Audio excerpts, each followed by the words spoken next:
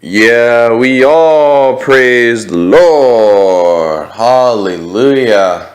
Some of us didn't wake up this morning, but thank God I did.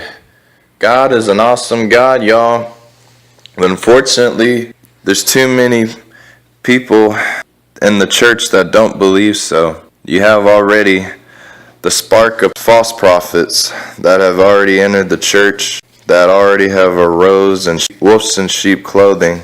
These false prophets out here, a lot of them don't realize they're false prophets. They cheat the church out of their money, and people get fed garbage. People leave unchanged, and people wonder, well, why these things keep happening? I thought I went to church. I thought church is supposed to be where I get my medicine, which comes from God above. I thought I was supposed to keep the Sabbath holy. I thought as long as I keep reading the Bible and study up on the Word and listen to hear a preacher preach, all my problems are going to be erased. Well, y'all, hear it again. This is living a lie that is full of a spirit of delusion behind it. You have people out there like Joel Osteen who didn't give a rat's care about helping the Hurricane Harvey victims that had this tragic situation happen in Texas. This is a preacher that could have welcomed the people that were suffering inside his church home, but didn't want to have that burden put upon him. He did not want to take on the responsibility that Jesus would have been more than happy to take on, which is looking out for the love of his people.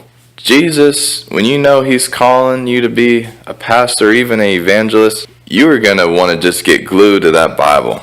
You're not going to want to leave a second away from your sight. You're going to want to just keep studying it, and you're going to want to just keep on learning more of it because God is interesting to you. It should be to the point that you're so high and leveled up with God, you just want to put a ring on it. It's like in marriage. You just want to put a ring on that wife and marry her already.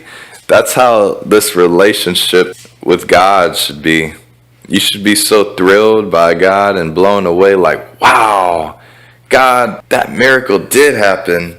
If it wasn't for that holy angel assigned to me in the invisible realm to protect me from that accident that I could have got into last night, I would have been dead, and no telling where I would have ended up. And you have to fall back to, again, these false prophets. They don't teach you these things about the spiritual realm and about what can happen if you give yourself over to a reprobated mind. They don't tell you about the devil and how he works with throwing fiery darts at you to get you to bow down to his image. They don't teach you that there is a spiritual warfare out there against fallen angels of our own angels that are assigned to us since birth. They don't teach you this stuff. Either they don't teach you this stuff because they're afraid they're going to lose the people and lose the money coming in from their church, or they don't know this stuff because they don't study up on the Word. As a result, they're not called to be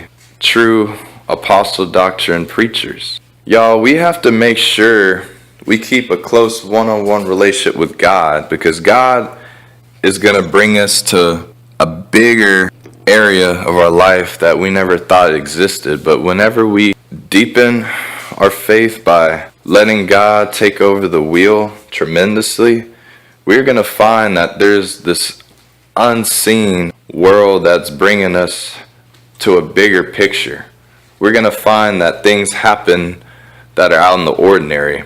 You may walk outside and find there's something different moving in the clouds. I know the other day I saw something before my eyes, and something I've never seen before. It looked as to be an angel of light, but you never know if it could have been a disguise from the devil. But I saw something just soaring in the sky, and it was a light fixture just going back and forth. You never know what that is and what calling God has upon your life.